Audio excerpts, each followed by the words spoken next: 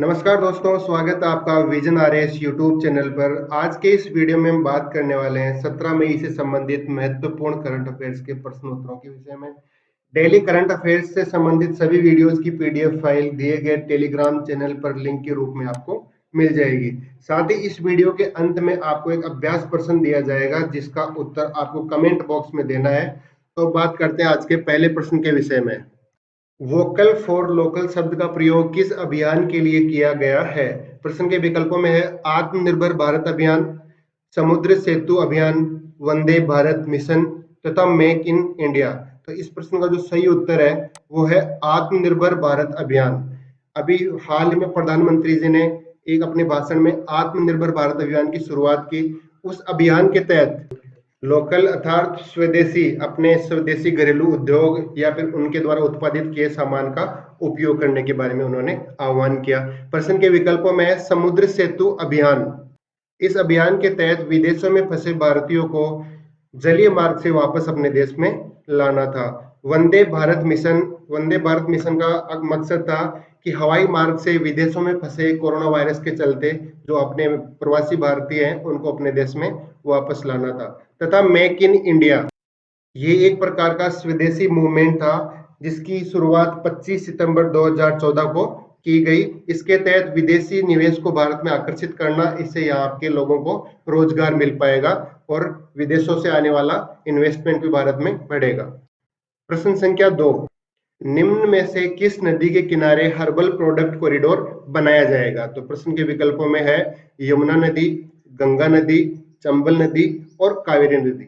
इस प्रश्न का जो सही उत्तर है वो है गंगा नदी के किनारे हाल ही में हर्बल प्रोडक्ट कॉरिडोर बनाने की घोषणा की गई है। माननीय वित्त मंत्री श्रीमती निर्मला सीतारमण जी ने ये बताया कि हर्बल खेती पर जोर दिया जाएगा तथा गंगा किनारे जो हर्बल कॉरिडोर बनेगा उसमें 4000 करोड़ रुपए का फंड स्वीकार किया है। साथ ही वित्त मंत्री ने बताया कि 4000 करोड़ रुपए मंजूर किए गए हैं हर्बल प्रोडक्ट कॉरिडोर के लिए। अगले 2 सालों में 10 लाख हेक्टेयर जमीन भी हर्बल खेती के उपयोग में ली जाएगी। प्रश्न संख्या 3, हाल ही में एससीओ की बैठक किसकी अध्यक्षता में संपन्न हुई? तो प्रश्न के विकल्पों में है भारत, चीन, रूस और कजाकिस्तान। इस प्रश्न का जो सही उत्तर है वो है हाल ही में रूस की अध्यक्षता में सिंगाई कॉरपोरेशन ऑर्गेनाइजेशन की मीटिंग अभी संपन्न हुई। संघाई सहयोग संगठन यूरोप और एशिया का राजनीतिक, आर्थिक व सैन्य संगठन है जिसकी स्थापना 2001 में चीन के संघाई शहर में हुई। संघाई सहयोग संगठन का मुख्यालय चीन की राजधानी बीजिंग में है। वर्तमान में संघाई सहयोग संगठन में 8 सदस्य देश हैं।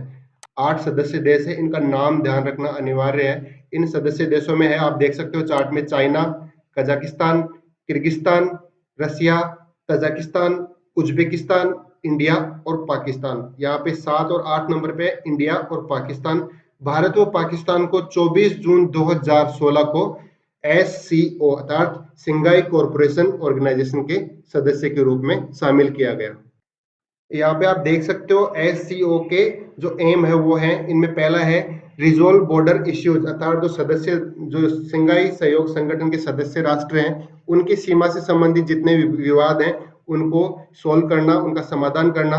फाइट टेररिज्म, आतंकवाद एक वैश्विक चुनौती है। सिंगाई सहयोग संगठन के सदस्य देश आपस में मिलकर आतंकवाद को नष्ट करने का काम करेगा, उसका खात्मा करने का काम करेंगे। सिंगाई सहयोग संगठन के बारे में कुछ की पॉइंट्स यहाँ पे दे रखे हैं, आप इसको चार्ट की सहायता से देख सकते हैं। बढ़ते हैं अगले प्रश्न की तरफ। राजस्थान का दूसरा सबसे बड़ा सोलर पार्क कहाँ शुरू होगा? तो इस प्रश्न के विकल्पों में भड़ला, बाप, नोक और तनोट। तो इस प्रश्न का जो सही उत्तर है वो है नोक में राजस्थान का दूसरा बड़ा सोलर पार्क स्थापित किया जाएगा। राजस्थान में जोधपुर के भड़ला सोलर पार्क के बाद जैसलमेर जिले के नोक में प्रदेश का दूसरा सोलर पार्क शुरू किया जाएगा जिसकी क्षमता 925 मेगावाट होगी। आप यहाँ पे जो चित्र देख रहे हो वो राजस्थान का सबसे बड़ा सोलर पार्क कौन सा? जिसका उत्तर है भड़ला। राजस्थान का सबसे बड़ा सोलर पार्क है भड़ला। भड़ला कहाँ पे है? जोधपुर में है। उसकी ये पिक्चर है, आप देख सकते हो। सोलर पार्क में सौर ऊर्जा के माध्यम से ऊर्जा एकत्रित की जाती है। अभी यहाँ पे देखिए 925 मेगावाट क्षमता रहेगी नोक में। जो नोक कहाँ पे है? नोक है जैसलमेर में, जहाँ पे राजस्थान का दूसरा सबसे बड़ा सोलर पार्क शुरू होने जा रहा है। प्रश्न संख्या 5, institute of cost accountants of India की ओर से लागत प्रबंधन में उत्कृष्टता के लिए श्रेष्ठ लागत प्रबंधन में किस कारखाने को प्रथम राष्ट्रीय पुरस्कार दिया जाएगा? प्रश्न के विकल्पों में है श्री सीमेंट, राजश्री सीमेंट, त्रिशूल सीमेंट और जेके सीमेंट। इस प्रश्न का जो सही उत्तर है वो है श्री सीमेंट को institute of cost accountants of India की ओर से श्रेष्ठ लागत प्रबंधन वाला प्रथम राष्ट्रीय पुरस्कार दिया जाएगा। ये दे सकते हो आप यहाँ पे institute of cast accountant of India का लोगो।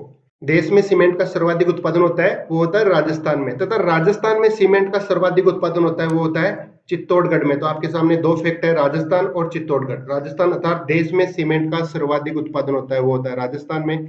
अगर हम बात करें राजस्थान के विषय में तो राजस्थान में सर्वाधिक सीमेंट का उत्पादन होता है चित्तौड़गढ़ में। प्रश्न संख्या 6, 2028 ओलंपिक के लिए खेल मंत्रालय ने वन स्टेट वन गेम के तहत राजस्थान को किस खेल की जिम्मेदारी दी है? प्रश्न के विकल्पों में है निशानेबाजी, मुक्केबाजी, बैडमिंटन और आर्चरी। तो इस प्रश्न का जो सही उत्तर है वो है आर्चरी। आर्चरी का हिंदी में अर्थ होता है तीरंदाजी। आप देख सकते हो राजस्थान को 2028 में होने वाले ओलंपिक खेलों के लिए खेल मंत्रालय ने one state one game policy के तहत आर्चरी खेल की उन्होंने जिम्मेदारी दी। 2028 में होने वाले ओलंपिक के लिए खेल मंत्रालय ने वन स्टेट वन गेम्स के तहत 14 खेलों को चुना, जिसके तहत इन खेलों को अलग अलग राज्यों में प्रदर्शन के आधार पर इनकी जिम्मेदारी दी जाएगी। खेल मंत्रालय के वन स्टेट वन गेम का जो एक्शन प्लान है वो ये है कि ओलंपिक में भारत को जो कम पदक मिलते हैं उस क्रम में सुधार करना है, भारत को और अधिक पदक जीतने चाहिए। इसलिए खेल मंत्रालय ने ये पॉलिसी लॉन्च की थी जिसमें कि 14 खेलों को चुना गया है तथा अलग अलग स्टेट्स को इनकी जिम्मेदारी दी गई है। राजस्थान को ये जिम्मेदारी मिली है, वो मिली है किस खेल से संबंधित? तीरंदाजी। तीरंदाजी को इंग्लिश में बोलते हैं आर्चरी। प्रश्न संख्या 7, निःशुल्क दवा योजना में राजस्थान का देश में कौन सा स्थान है? तो विकल्पों में है पहला, दूसरा, तीसरा या चौथा। तो इस प्रश्न का जो सही उत्तर है निःशुल्क दवा योजना में राजस्थान का देश में पहला स्थान है। राष्ट्रीय स्वास्थ्य मिशन के द्वारा निःशुल्क दवा योजना के तहत 16 बड़े राज्यों की सितंबर 2019 में रैंकिंग जारी की। इस रैंकिंग में मुख्यमंत्री निःशुल्क दवा योजना के तहत राजस्थान को जो स्थान था वो था पहला। मुख्यमंत्री निःशुल्क दवा योजना का शुभारंभ 2 अक्टूबर 2011 को राजस्थान के मुख्यमंत्री द्वारा किया। इस योजना के तहत निःशुल्क वितरित की जाने वाली दवाओं की संख्या बढ़कर कितनी हो गई है? 712। पहले ये 600 कुछ थी, अब ये वर्तमान में कितनी हो गई है? 712 हो गई, जो पहले थी 608। इस प्रश्न में जो इंपॉर्टेंट फैक्ट है वो ये है कि एक तो राजस्थान का कौन सा स्थान है? तो राजस्थान का स्थान है पहला। मुख्यमंत्री निःशुल्क दवा योजना की शुरुआत कब की थी? तो मुख्यमंत्री निःशुल्क योजना की शुरुआत हुई थी 2 अक्टूबर 2011 को। 2 अक्टूबर को महात्मा गांधी की जयंती मनाई जाती है। वर्तमान में, अर्थात क्वेश्चन ये बन सकता है, वर्तमान में निःशुल्क दवा योजना के तहत वितरित की जाने वाली दवाओं की संख्या कितनी है? तो 712 प्रकार की दवाएं सरकारी हॉस्पिटल में निःशुल्क मिलती है। ये इस योजना का उद्देश्य था। प्रश्न संख्या 8, हाल ही में दादा साहेब फिल्म फेस्टिवल के 40वें संस्करण में राजस्थान की किस फिल्म को बेस्ट म्यूजिक अवार्ड मिला?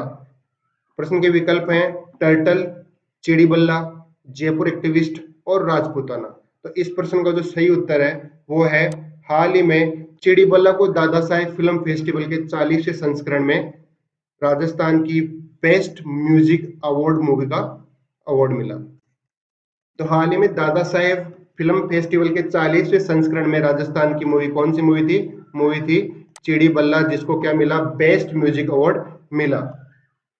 बैडमिंटन पर आधारित दुनिया की पहली फिल्म है चिड़ी बल्ला, जिसमें राजस्थान की कला, संस्कृति और हेरिटेज का प्रदर्शन किया गया है। अभी हमने पिछले करंट अफेयर्स वीडियो में जिक्र किया था जयपुर एक्टिविस्ट मूवी के बारे में। जयपुर एक्टिविस्ट मूवी एक प्रकार से जागरूकता के आधार पर बनी हुई एक मूवी है, जिसमें यह संदेश दिया गया है कि अगर आप सच में बदलाव चाहते हो, कुछ ना परिवर्तन को चेंज करना चाहते हो, तो सोशल मीडिया पे आप अपने पोस्ट करना बंद करो और आप ग्राउंड पे आके काम करना शुरू करो, इसी से बदलाव आएगा। इस मूवी से बहुत बढ़िया संदेश देने का कोशिश की थी उन लोगों ने। प्रश्न संख्या 9, वर्ष 2020 तक सालाना कोयले के कितने उत्पादन का लक्ष्य निर्धारित किया गया है? प्रश्न के विकल्प हैं 60.8 crore ton, 80 crore ton, 90.2 crore ton तथा 100 करोड़ टन। तो इस प्रश्न का जो सही उत्तर है वो है वर्ष 2020 के लिए 100 करोड़ टन का सालाना उत्पादन कोयले का लक्ष्य निर्धारित रखा गया है। प्रश्न संख्या 10, हाल ही में अखिल भारतीय आयुर्विज्ञान संस्थान ने किस राज्य की पुलिस के साथ मिलकर आयु रक्षा कार्यक्रम शुरू किया? तो प्रश्न के विकल्पों में Rajasthan police, Delhi police, Mumbai police और हरियाणा पुलिस। तो इस प्रश्न का जो सही उत्तर है वो है दिल्ली पुलिस। हाल ही में दिल्ली पुलिस के साथ मिलकर अखिल भारतीय आयुर्वेद संस्थान ने आयु रक्षा नामक एक उपकरण लॉन्च किया। इस उपकरण को दिल्ली पुलिस के सिपाहियों को दिया जाएगा, जिससे वो क्या करेंगे कि किसी व्यक्ति की बॉडी का टेम्परेचर कितना है वो दूर से ही वो पहचान सकेंगे सेंसर के थ्रू। तो उनमें संक्रमण, कोरोना वायरस से संबंधित संक्रमण उनमें होने से रोका जा सकता है। इसलिए आयु रक्षा नामक एक कार्यक्रम शुरू किया भारतीय आयुर्वेद संस्थान तथा दिल्ली पुलिस ने मिलकर। अब हम चर्चा करते हैं 16 मई के प्रश्न के उत्तर की। तो 16 मई को हमारा प्रश्न था, हाल ही में किसे देश के सर्वोच्च खेल सम्मान खेल रत्न के लिए नामित किया गया है? तो इस प्रश्न का जो उत्तर है वो है अंजुम मोदगिल को खेल रत्न के लिए नामित किया है। अंजुम मोदगिल का जो संबंध है वो कौन से खेल से है? निशानेबाजी से। अंजुम मोदगिल को जो नामित किया है वो किसने किया है? निशानेबाजी जो उनका विभाग है खेल का, उन्होंने नामित किया है खेल रत्न के लिए। हम चर्चा करते हैं राजीव गांधी खेल रत्न के विषय में। राजीव गांधी खेल रत्न भारत में दिया जाने वाला सबसे बड़ा खेल पुरस्कार है। बहुत ध्यान रखने योग्य बात है, खेल के क्षेत्र में दिया जाने वाला सबसे बड़ा पुरस्कार कौन सा है? राजीव गांधी खेल रत्न। यह पुरस्कार खेल अर्थात व्यक्तिगत और टीम वर्ग को भारत सरकार के खेल एवं युवा मंत्रालय द्वारा दिया जाता है। यहाँ पे दो शब्द आए हैं, व्यक्तिगत और टीम। अर्थात ये पुरस्कार एक व्यक्ति को भी दिया जा सकता है या एक पर्टिकुलर किसी खेल विशेष टीम को भी दिया जा सकता है। इस पुरस्कार का प्रथम अलंकरण 1991-1992 में था। इस पुरस्कार के तहत 7,50,000 रुपए की राशि इनामी राशि के रूप में निर्धारित की गई है। और राजीव गांधी खेल रत्न पुरस्कार पाने वाले प्रथम व्यक्ति थे वो थे विश्वनाथन आनंद, जिनका संबंध था शतरंज खेल से। आप देख सकते हैं यहाँ पे राजीव गांधी खेल रत्न। अब हम चर्चा करते हैं आज के प्रश्न के विषय में। आज का प्रश्न है 2020 के अनुसार निम्नलिखित में से कौन सा राज्य मनरेगा के तहत सर्वाधिक रोजगार उपलब्ध करवाने वाला राज्य है? प्रश्न के विकल्पों में राजस्थान, छत्तीसगढ़, उत्तर प्रदेश और मध्य प्रदेश। दोस्तों, इस प्रश्न के उत्तर और उत्तर से संबंधित सभी जानकारी, जैसे मनरेगा के बारे में आपको जितनी भी जानकारी है वो आप हमें कमेंट बॉक्स में अपना आंसर लिख के बता सकते हो। Thanks for watching vision RS YouTube channel.